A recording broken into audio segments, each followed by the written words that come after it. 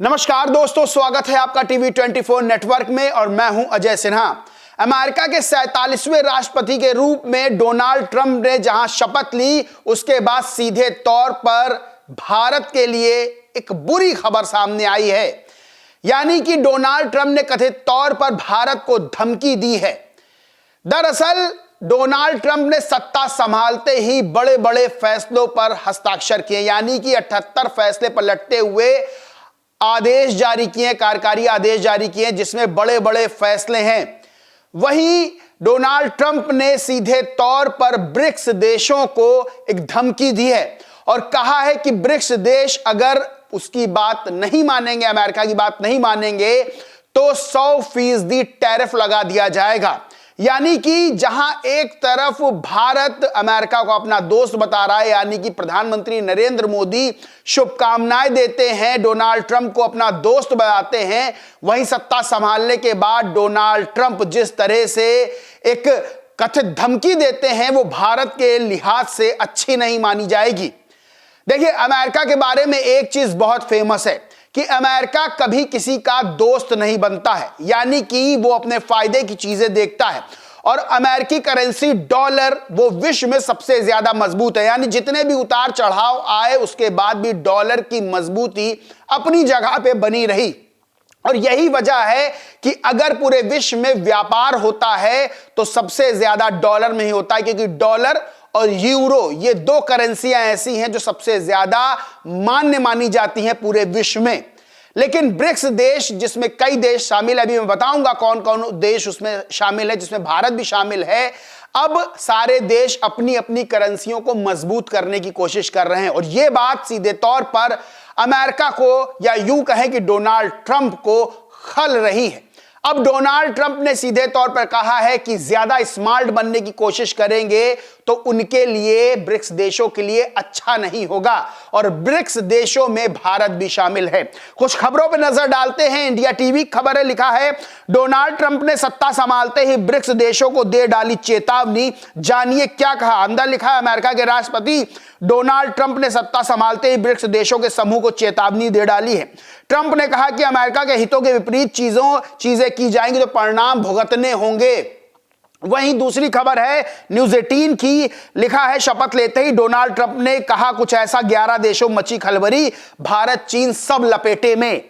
आज तक की खबर है, ज्यादा खुश मत होना, ऐसा अंजाम होगा। सत्ता में आते ही ट्रंप ने ब्रिक्स देशों को दे दी धमकी। अंदर लिखा है, डोनाल्ड ट्रंप ने पिछले महीने दिसंबर में ब्रिक्स देशों को धमकी देते हुए कहा था कि अगर ब्रिक्स देशों ने अमेरिकी डॉलर को कमजोर करने का प्रयास किया तो वो उन पर 100% टैरिफ लगा देंगे। उनकी ये धमकी ब्रिक्स गठबंधन में शामिल देशों के लिए है, जिसमें ब्राजील, रूस, भारत, चीन, दक्षिण अफ्रीका, मिस्र, इथियोपिया, ईरान और संयुक्त अरब अमीरात जैसे देश शामिल हैं। ये देश शामिल हैं। अब सीधे तौर पर 78, एक तरफ डोनाल्ड ट्रंप जो है सीधे तौर पर ब्रिक्स देशों को धमकी देते हैं, कहते हैं कि अगर ज्यादा चालाकी की, अगर ज्यादा स्मार्ट बनने की कोशिश की तो 100% टैरिफ लगा देंगे। अब 100% टैरिफ का मतलब समझिएगा, यानी अगर ये देश व्यापार करते हैं अमेरिका से और अपनी चीज का निर्यात करते हैं तो टैरिफ मतलब जो कर लगाया जाता है, सीमा शुल्क लगाया जाता है, वो 100% लगा दिया जाएगा। जिसके बाद सोचिए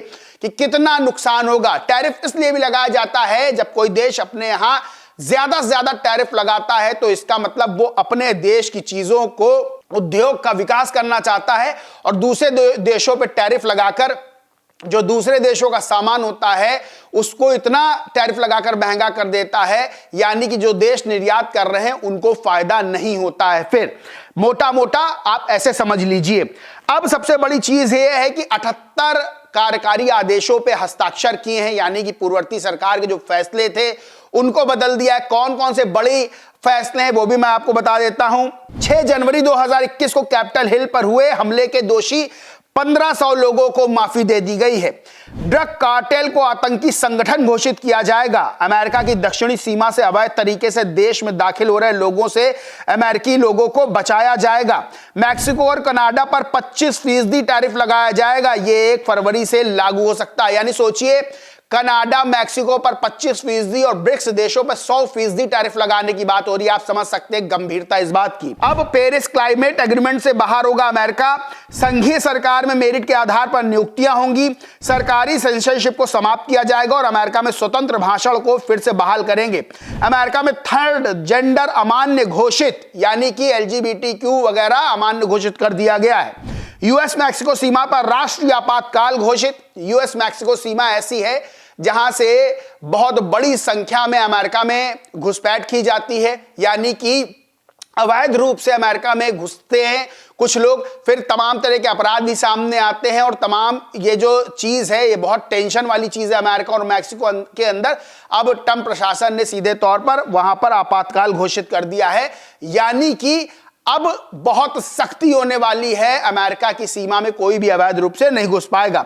यूएस मैक्सिको सीमा पर राष्ट्रीय आपातकाल घोषित, राष्ट्रीय ऊर्जा आपातकाल की घोषणा, इलेक्ट्रिक वाहन की अनिवार्यता समाप्त, अमेरिका में जन्म से मिलने वाली नागरिकता खत्म, अमेरिका में टिकटॉक को 75 दिन की संजीवनी, यानी कि ये बड़े कुछ फैसले हैं। अब आप समझ सकते हैं कि फैसलों का जो फैसले हैं वो अपने आप में कितने बड़े हैं, यानी कि 2 जेंडर अब होंगे, मेल फीमेल, यानी कि अब थर्ड जेंडर का जो वहां हिसाब किताब था वो सब खत्म कर दिया है। और सीधे तौर पर ट्रंप जिस तरह से फैसले ले रहे हैं, यानी कि बहुत एग्रेसिव नजर आ रहे हैं, पॉलिटिकली एग्रेसिव नजर आ रहे हैं। और सबसे बड़ी बात यह है कि जिस तरह से भारत को एक झटका तो यह लगता हुआ नजर आ रहा है, जो ब्रिक्स देशों को चेतावनी ट्रंप ने दी है। और सबसे बड़ी बात यह है कि जिस तरह से शपथ ग्रहण समारोह में चीन के राष्ट्रपति शी जिनपिंग को आमंत्रित किया गया था, बहरहाल वो गए नहीं थे, लेकिन भारत जो कि अमेरिका के साथ अपने रिश्ते बेहतर रखता है, प्रधानमंत्री नरेंद्र मोदी जो कि ट्रंप को अपना फ्रेंड कहते हैं, तो प्रधानमंत्री नरेंद्र मोदी को निमंत्रण नहीं दिया गया था शपथ ग्रहण समारोह का। एस जयशंकर विदेश मंत्री भारत के, वो शामिल हुए। ये अच्छी बात रही कि वो पहली पंक्ति में बैठे हुए नजर आए, लेकिन यहां पर जो झटके वाली बात है वो ये है कि चीन के राष्ट्रपति को बुलाया जाता है, निमंत्रण दिया जाता है और प्रधानमंत्री नरेंद्र मोदी को निमंत्रण नहीं दिया जाता। इसको लेकर भी तमाम तरह के सवाल खड़े होने लगे। बहरहाल ट्रंप को प्रधानमंत्री नरेंद्र मोदी ने शुभकामनाएं दी। क्या ट्वीट किया वही बताता हूं। प्रधानमंत्री नरेंद्र मोदी ने लिखा, congratulations my dear friend president real Donald Trump on your historic inauguration as the 47th president of the United States. I look forward to working closely together once again to benefit both our countries and to shape a better future for the world. Best wishes for a successful term ahead. यानी कि प्रधानमंत्री नरेंद्र मोदी अभी भी उनको अपना दोस्त कहते हैं। भारत और अमेरिका के रिश्तों की बात कर ले तो कुछ समय अगर छोड़ दे तो हमेशा बेहतर रिश्ते रहे, लेकिन अमेरिका के लिए एक चीज बहुत फेमस है कि अमेरिका किसी का दोस्त नहीं बनता है, अमेरिका अपना फायदा देखता है और उस हिसाब से वो डिसीजन लेता है, वो चीजें करता है। और इस वक्त जिस तरह से डोनाल्ड ट्रंप नजर आ रहे हैं, जिस तरह से फैसले ले रहे हैं, जिस तरह से पॉलिटिकली एग्रेसिव नजर आ रहे हैं, वो सीधे तौर पर कुछ बड़ा दर्शा रहा है, कुछ बड़ा हो सकता है। और एशिया की राजनीति को लेकर, क्योंकि एशिया में 2 ऐसे देश हैं जो बहुत ताकतवर हैं, जिसमें एक चीन है और दूसरा भारत।